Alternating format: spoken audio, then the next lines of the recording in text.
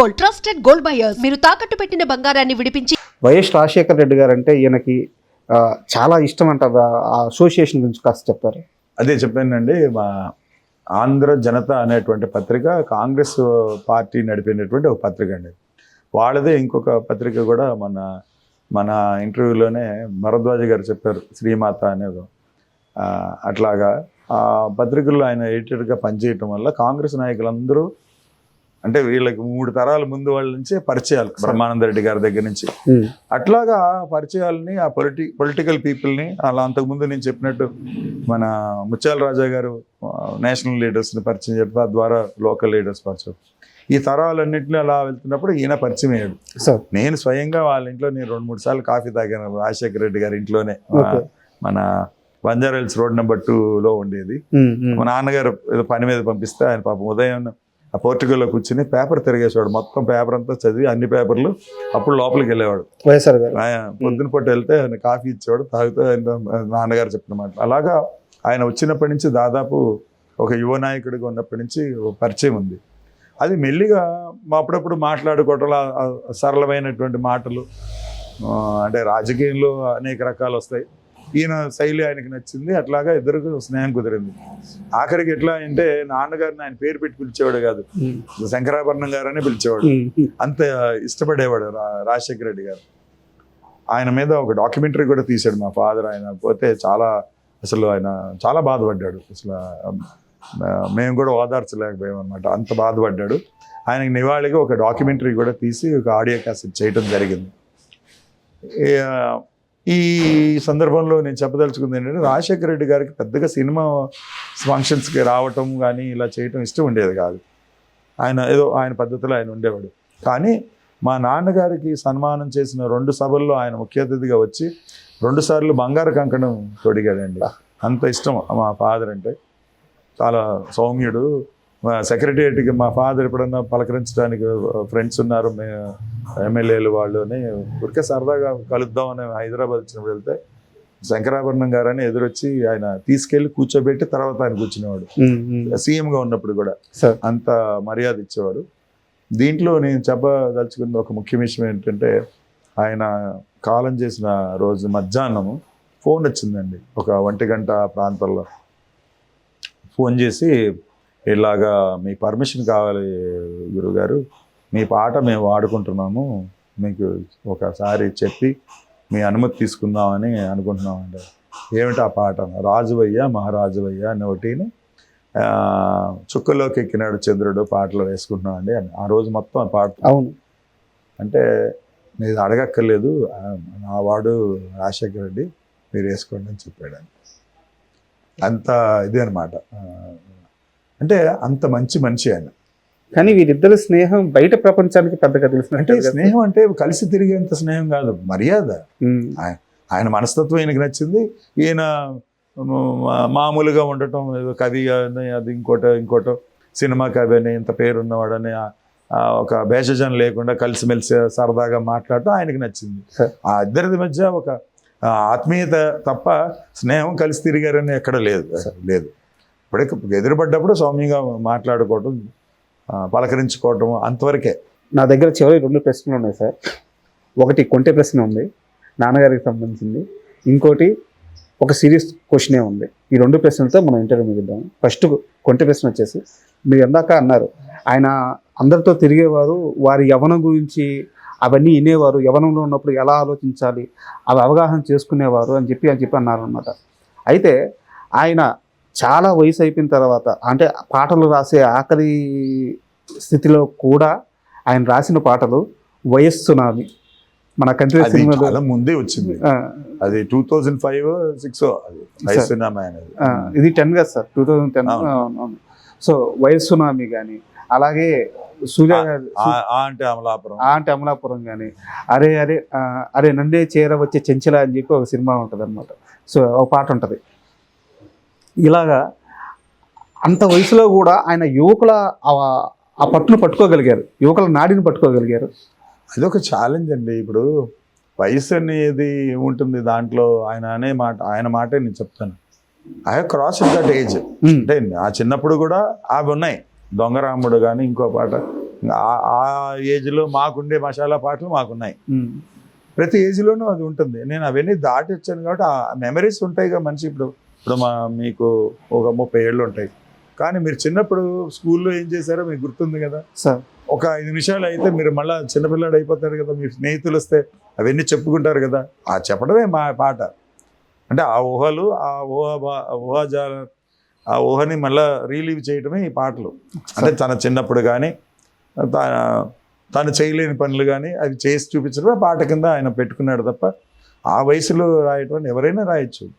కాకపోతే ఆ స్థాయిలోకి వెళ్ళిపోవాలి, ఆ కాలగమనంలోకి వెళ్ళిపోవాలి. అండ్ ప్రతి రచయిత కూడా ఈ రోజులో రచయిత నా చిన్నప్పుడు వచ్చిందండి అది ఆర్ఎస్కోపోయి పారేసుకున్నాను, ఎరకపోయి వచ్చాను. ఇప్పుడు నేను మా ఫ్రెండ్స్తో మాట్లాడుకున్నప్పుడు నా వయసు వాళ్ళతో అలాంటి ముచ్చట్లే మాట్లాడుకుంటాం, అంతేగాని పెద్దవాళ్ళు అయిపోయాం కాళ్ళ నొప్పులు ఒళ్ళు నొప్పులు మాట్లాడుకోం కదా, సరదాగా ఉండేప్పుడు. సో ఇదే ఈ సరదా వాళ్ళు అడుగుతున్నారు, ఆ సరదాలోకి వెళ్ళిపోయి రాయటమే సార్. అండ్ ప్రతి రచయిత అలాగే వంగతోట మలుపు కాడ అని ఒక చాలా పెద్ద హిట్ సాంగ్ అభిలో, ఇట్లాంటివి ఆయన అప్పుడప్పుడు రాశాడు, అడిగారు రాశారు. వేటూరి గారికి జాతీయ అవార్డు వచ్చింది మాతృదేవోభవ సంఘంలో, రాలిపోయే పువ్వా నీకు రాగాలు ఎందుకు. బట్ ఆయన ఆ అవార్డుని అతి అరుదుగా వచ్చే అవార్డు అది, దాన్ని కూడా ఆయన వెనక్కి ఇచ్చేశారంట. తెలుగు భాషకి ప్రాచీన హోదా కల్పించలేను. ఆ సమయంలో అంత స్ట్రాంగ్ డిసిషన్ తీసుకోవడానికి కారణం ఏంటి? అంటే తెలుగు మీద నేను చెప్పాను కదండి, పాత వాళ్ళకి రామారావు గారు కానివ్వండి, మన వైఎస్ రాజశేఖర రెడ్డి గారు, వీళ్ళందరూ తెలుగు వాళ్ళు. తెలుగు అంటే చాలా ఇష్టపడేవాళ్ళు. అంటే తెలుగు అంటే ఏమిటి, భాష ఒకటే కాదండి, మన నడవడిక కానివ్వండి, ప్రాంతం, మంచితనం, మన ప్రజలు, మన వాతావరణం, మన సంస్కృతి బాగుండాలి, దీనికి మనం ఏదైనా చెయ్యాలి.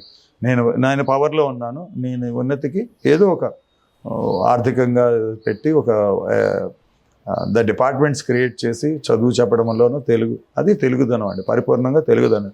ఈ తెలుగుదనం కోరుకుంటున్న వాడికి తెలుగు భాషని ప్రాచీన భాషగా గుర్తించనని చెప్పినప్పుడు మీకు ఇంకా 1000 ఏళ్ళు అవ్వలేదు, అన్నయ్య గారు ఎప్పుడో 11వ శతాబ్దం ఎప్పుడో పెట్టాడు, అది రాశాడు, ఇంకా 1000 ఏళ్ళు అవ్వలేదు, అయినప్పుడు ఇస్తాము అని చెప్పడం ఆయన బాధ కలిగించింది. అదే Telugu one of the Tamil, Kannada ఎలాగ అంత ప్రాచీనమో అది కూడా అంత ప్రాచీనం. మనం నిరూపించలేకపోవచ్చు, అన్ఫార్చునేట్లీ ఆధారాలు లేక ఆ సమయానికి అందకో చేయొచ్చు. దీంట్లో 2 పార్శ్వాలు ఉన్నాయి. అది ఆయనకు చాలా బాధ కలిగించింది. పదే జాతీయ గుర్తింపు అని ఏమంటారు ఏన్షియంట్ లాంగ్వేజ్గా గుర్తించమనేటప్పటికీ ఆయన తన పుట్టినరోజు నాడు ఒక డెసిషన్ తీసుకున్నాడు. అవినిగడ్డలో ఆయన సభ చేస్తే, నేను నా పాటకి తెలుగు వల్లే వచ్చింది, ఆ తెలుగుకి గుర్తింపు లేనప్పుడు నాకు ఈ జాతీయ అవార్డు నాకు అక్కర్లేదు అని చెప్పి నేను రిటర్న్ ఇచ్చేస్తానని చెప్పి అప్పుడు ఇచ్చేశాడు. అది అట్లా జరిగింది. దీంట్లో ఇంకొక అదృష్టం ఏంటంటే, అంత వెరీ బిగినింగ్లో చెప్పినట్టు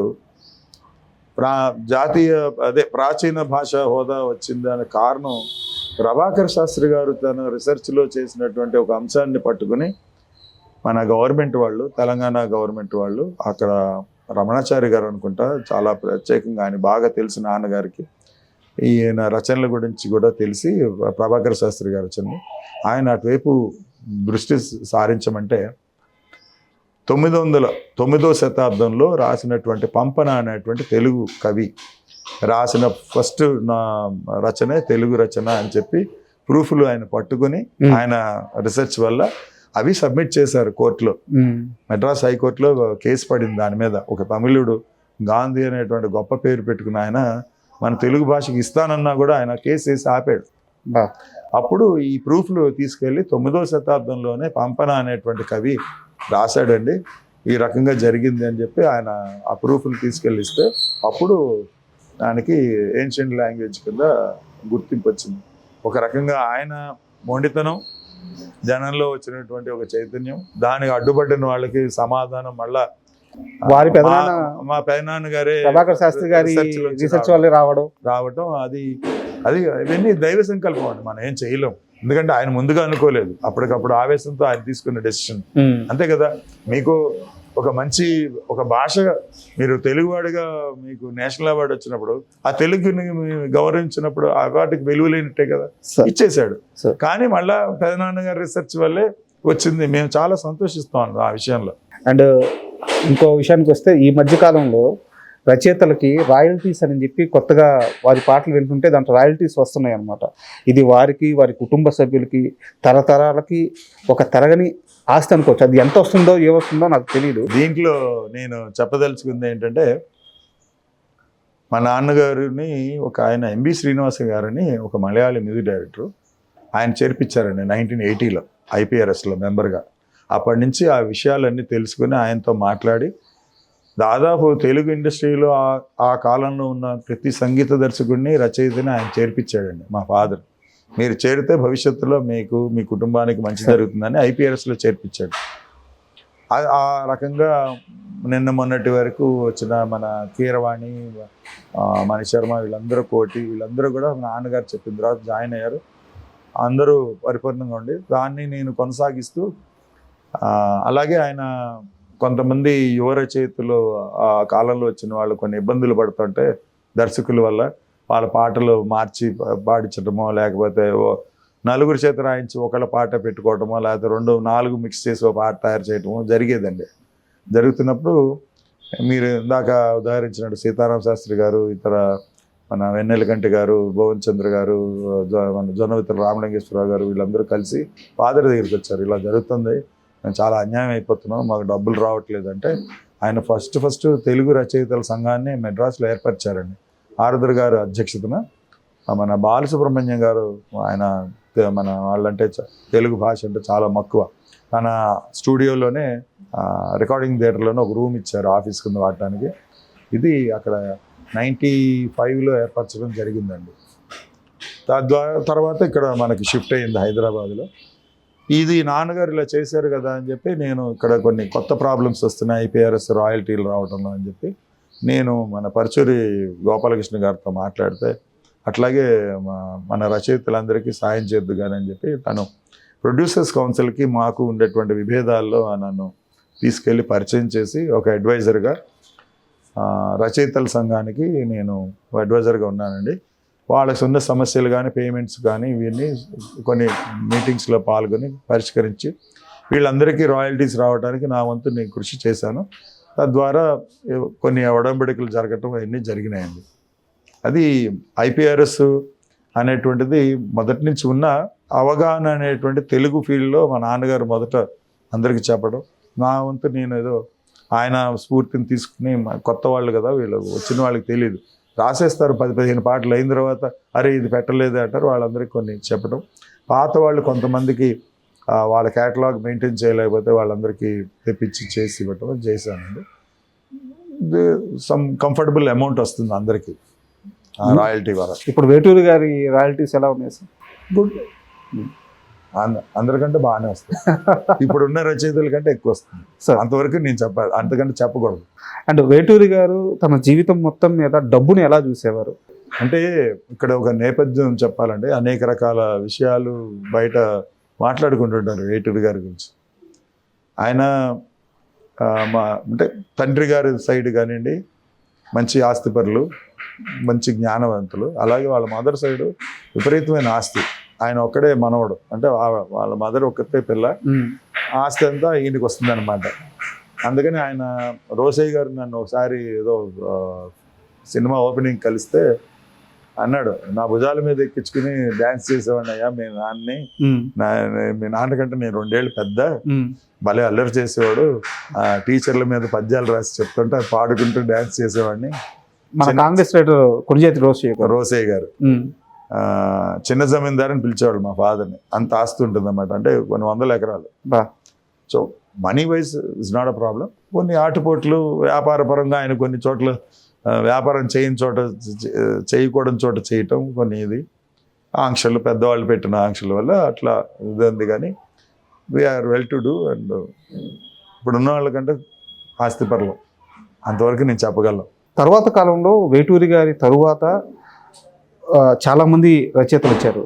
బట్ వారిలో వేటూరి గారికి నచ్చిన రచయితల్లో సిరివెన్నెల సీతారామ శాస్త్రి గారు చాలా ముఖ్యులు అని చెప్పి చెప్తారనమాట. వారిద్దరి బాండింగ్ ఎలా ఉండేది? ఒకటి దీంట్లో నేను చెప్పదలుచుకుంది ఏంటంటే, నాన్నగారిది ఎక్స్పీరియన్స్ అంతా సీనియర్స్తో, అంటే ఆయన జర్నలిస్ట్గా కలిసి తిరిగినా చేసిన ఆయనకంట వయసులో ఒక 10 ఏళ్ళు, 15 ఏళ్ళు, 20 ఏళ్ళు, దాదాపు 30 ఏళ్ళు పైన వాళ్ళు కూడా ఆయన సాన్నిహిత్యంగా మెలిగినది. ఈ కొత్త తరం వచ్చేటప్పటికి వీళ్ళది వేరే పందం ఉంటుంది. ఎందుకంటే సీతారామ శాస్త్రి గారు ఆయన వచ్చిన తర్వాత 12 ఏళ్ళకి ఇప్పుడు 4 వచ్చారు. వీళ్ళది వేరే పందం ఉంటుంది. సో ఇంటిమసీ ఏర్పడటానికి వీళ్ళకి ఆ మెచ్యూరిటీ ఉండాలి, అవకాశం ఉండాలి. ఇద్దరు కలిసి పనిచేసే పిక్చర్స్ తక్కువ. సార్ ఈయన పిక్చర్స్ వేరుగా ఉంటాయి, వాళ్ళ పిక్చర్స్ వేరుగా ఉంటాయి. సో ఎదురుపడ్డప్పుడు వాళ్ళ రచనల గురించి ఎప్పుడైనా తెలిసినా చేసినా వాళ్ళని ఎంకరేజ్ చేస్తూ మాట్లాడటం చేయటం జరిగేది. ముఖ్యంగా సీతారామ శాస్త్రి గారు, జొన్నవిత్తులు గారు కొంచెం ఫ్యామిలీ ఫ్రెండ్. ఎందుకంటే విజయవాడ వాళ్ళది కూడా, మేము కూడా విజయవాడ వాస్తవ్యం కాబట్టి తను ఎక్కువ ఇంటికి వచ్చి వెళ్ళేవాడు. ఇంటిమేసి ఎక్కువ జొన్నవిత్తుల రామలేశ్వరరావు గారితో ఉండేది. మిగతా వారితో మా బాలసుబ్రహ్మణ్యం గారు మిత్రుడు కాబట్టి వెన్నెలకంటి గారు ఆ విధంగా ఎదురుపడేవాడు. ఎప్పుడైనా సినిమాల్లో కలిసి పనిచేస్తున్నప్పుడు సీతారామ శాస్త్రి గారు ప్రతి చోట కూడా వాళ్ళు రాసిన పాట గురించి తెలిసినప్పుడు వాళ్ళని ఎంకరేజ్ చేస్తూ ఇలా బాగుంది, ఇలా ఇంకా మంచిగా రాస్తే బాగుంటుంది, ఇంకేదైనా బెటర్గా ఉంటే బాగుంటుంది అని ఉత్సాహంగానే చెప్పేవారు. ఈ నలుగురు అంటే భువనచంద్ర గారు, వెన్నెలకంటి గారు, జొన్నవిత్తులు గారు, సీతారామ శాస్త్రి గారు వరకు వాళ్ళకి ఒక వాళ్ళు గురువుగానే భావించి మెలిగేవాళ్ళు. ఆయన అంతవరకే సార్. అంటే అంతకంటే ఇంటిమేసి పెట్టుకోవాలి. ఎందుకంటే వయసులో తేడా, వాళ్ళ నాన్న వయసు, అవును, వీళ్ళందరికీ వాళ్ళ తండ్రి వాళ్ళకి సంకుచిత్వం ఉంటుంది. వాళ్ళు అంత ధైర్యంగా మాట్లాడలేరు. వీళ్ళు వచ్చి ఫాదర్కున్న ఒత్తిడిలో ఆయన దగ్గరకు వచ్చి పిచ్చాపాటి మాట్లాడే టైం ఉండదు. కాబట్టి వాళ్ళు ఉండేవాళ్ళు. ఎదురుపడ్డప్పుడు సామరస్యంగానే సభల్లో పాల్గొన్న అంతా బాగానే ఉంది. వీళ్ళు నలుగురితోనే ఇంటిమేసి, మిగతా వాళ్ళతో పెద్దగా. ఇక చివరికి హైదరాబాద్ వచ్చిన తర్వాత చంద్రబోస్ గారితో కాస్త కలిసి పనిచేయటం, రాఘవేంద్రరావు గారి సినిమాలు, బయట రామానాయుడు గారి సినిమాలు, అలా ఆ అబ్బాయి తాను రాసిన వీడియో మెచ్చుకొని చేయటం, అలా కొద్ది మన సుద్దాల అశోక్ తేజ గారితో కొద్ది పరిచయం, ఇట్లా ఉండదు. ఎక్కువ ఆయన ఈ సీనియర్స్తో అటాచ్మెంట్, ఆయన గోల అయింది.